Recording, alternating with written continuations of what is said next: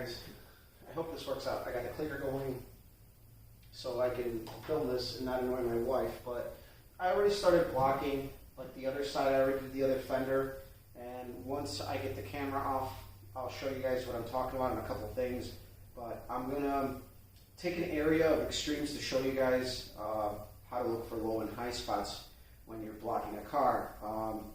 I'm also going to talk about the assortment of blocks I got. So let me grab a couple things while I'm here.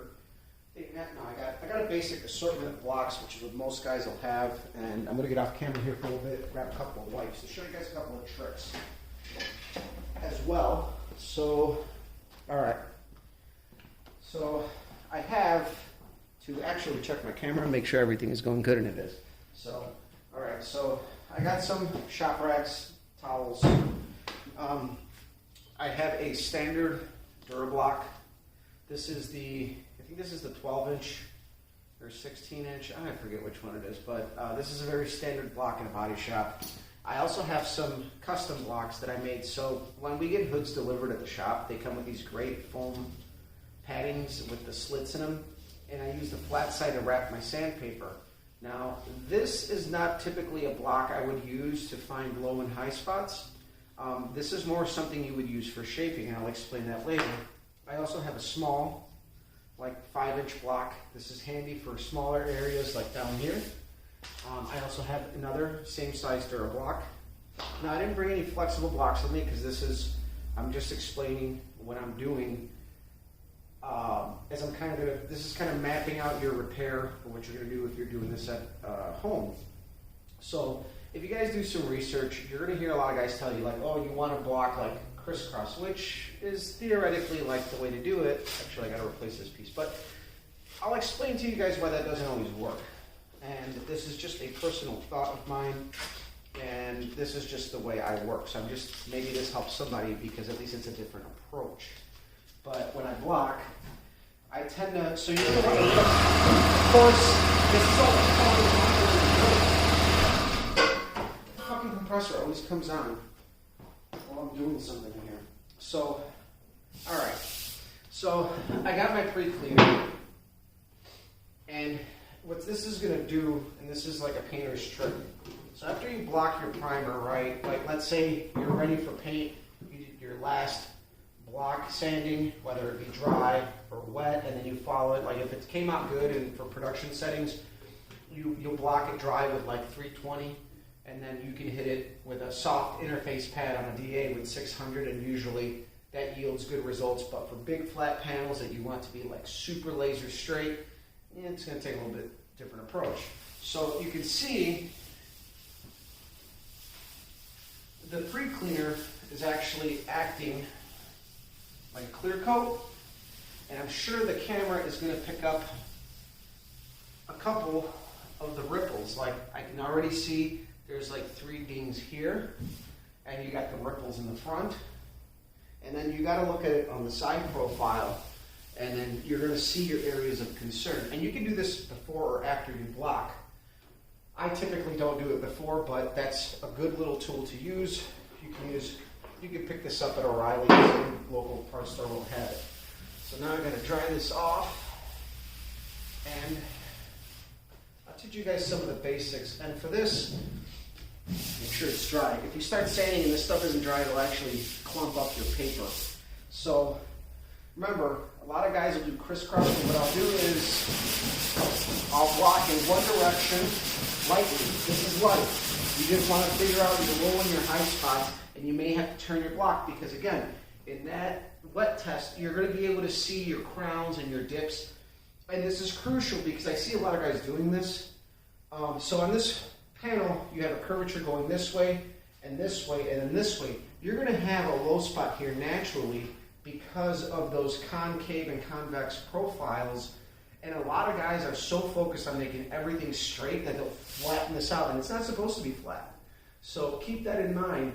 This is where going to car shows and looking at like really well done cars and seeing what the profiles look like help out. And then when you start doing it, you know how to not overdo it and not create more work for yourself. So I'm sanding in one direction right now. I'm going forward And look at that. This is a perfect example of finding your low and your high spots. We got a low spot here.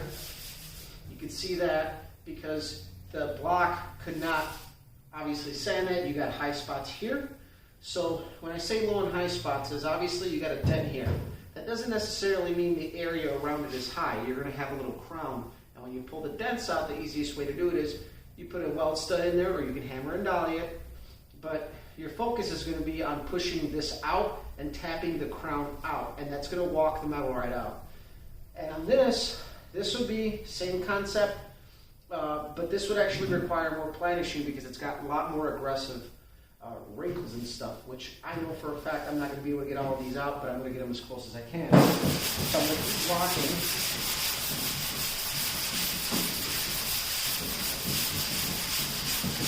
So I'm sanding in one direction. I'm about to switch directions here.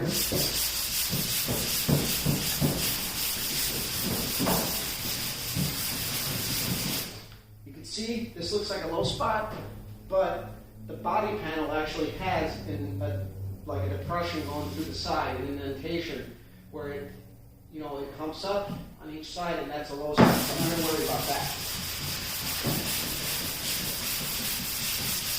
So I don't worry so much about going in a straight crisscross pattern. I'll sand in one direction on an angle, change the angles, go the other direction. It's just effective for me at least. It always has been. If you guys really want to see some of my work, what I do on a daily basis, I do a lot of collision work, but I also do a lot of big metal work. You guys can follow me on Instagram as Precleaner.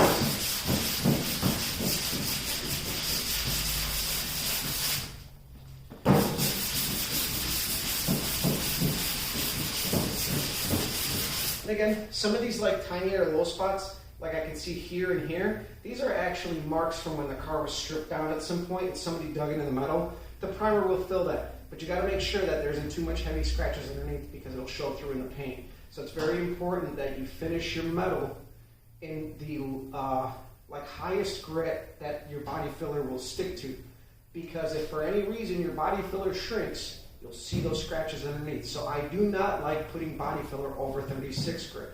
Most modern body fillers will stick to 8 grit.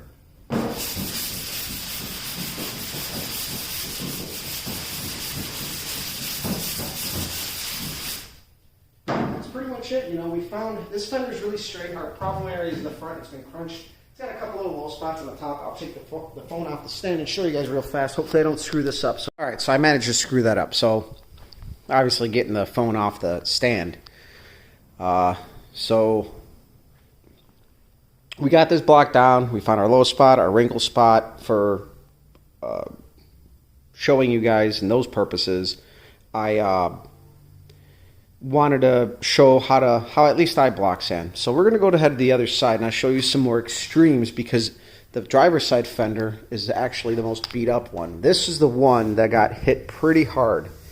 So this is a high spot. This is a dead giveaway. Now, if you guys look closely, you see this like wang shaped crease here. All right, this is how I would repair this. So this is low here. You guys can't feel this, and you probably can't see it, but it's low, not a lot. So you can hammer and dolly this. I like to use pull pins, and here's my theory on that. With the pull pins, the amount of heat you put in there is not nearly enough to stretch the metal. So it does to an extent, but not nearly as much as planishing the metal. I will do hammer and dolly techniques when I can, but on certain things I don't like to, especially when it's this subtle. So you got a high spot here.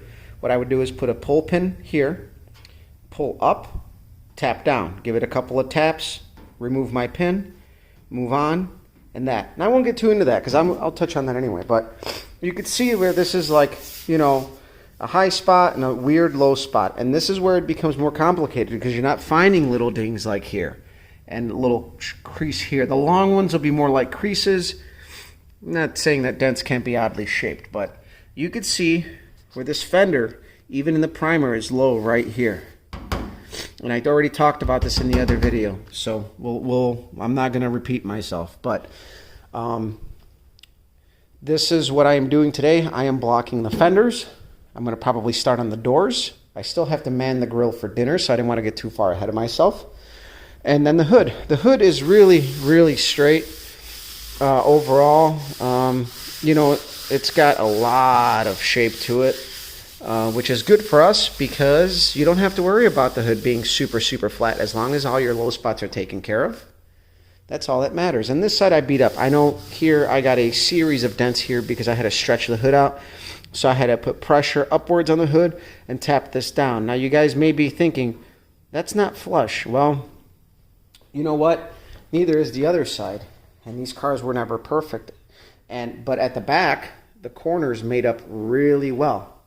So that tells me that this is just how this hood is. So either way, I hope you guys enjoyed this. I'm going to make a lot of these videos as I go along. If there's anything in particular you think I should address or any questions, I can address them through this. This is going to be like a long-term project in the next month or so. So share, like, subscribe. Follow me on Instagram if you want to see some more body work that I do. And, you know, we mainly focus on racing around here, but this is what I do for a living. I do body work.